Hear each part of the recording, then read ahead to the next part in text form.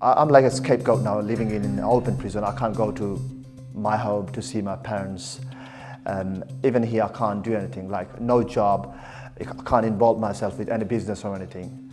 So life is terrible.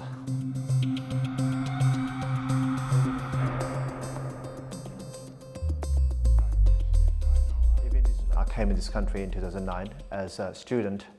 All of a sudden, I had a letter from Home Office. I was stunned to see the letter. It says that I used a middleman to speak English on behalf of me. I was shocked. I never ever needed a middleman to speak English on behalf of me, because I've been to university in Bangladesh, my own country, and then here, in every place, like I was really educated from class 1, from very primary level to my university, and everything was in English medium.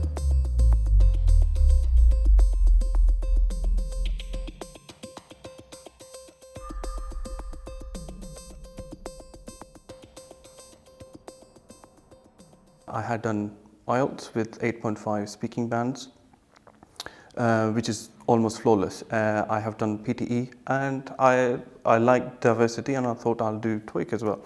I did TOEIC. On the first attempt, I did not score good marks. I was disappointed by myself. I sat it again.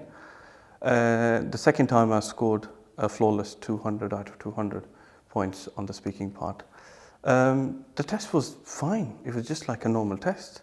It was all computer-based, relatively very easy than IELTS and PTE. The questions were relatively easier. And then you have this TOEIC issue then started up, that there are some fraud factories, etc., etc. I started looking into them, but I wasn't expecting this to hit me.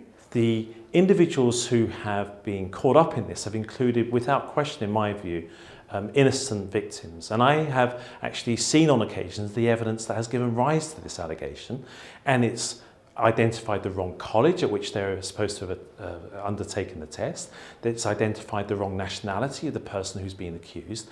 And this is the very evidence that has led to their leave being cancelled, being thrown off courses, being prevented from working, and having their reputations ruined. There was correspondence between my law firm and Home Office, but they're so hostile, they're so cynical, and I think they're poisoned by the former Home Secretary.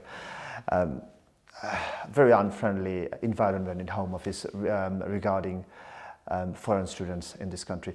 UK was very well known, and it has a long history for welcoming international students in this country. The current situation is so bad that I can't invite my friend to say, come in UK for higher education for good. I can't say this anymore. I feel like once I clear my name away, I'll fly back to my country. I've made numerous efforts through my solicitors, Greg, who has been representing me, my solicitor Liam. We have been constantly asking for evidence, but none of the evidence has been provided up until the latest stage after 3 years at the Court of Appeal, when we were presented. But that, frankly speaking, doesn't show anything. It's just graphs and charts and stuff like that. It doesn't prove that anybody has committed any fraud. I have now got an appeal date from the first year tribunal, and I'm now preparing myself to present to a first year tribunal judge, where I will present my case and prove my innocence.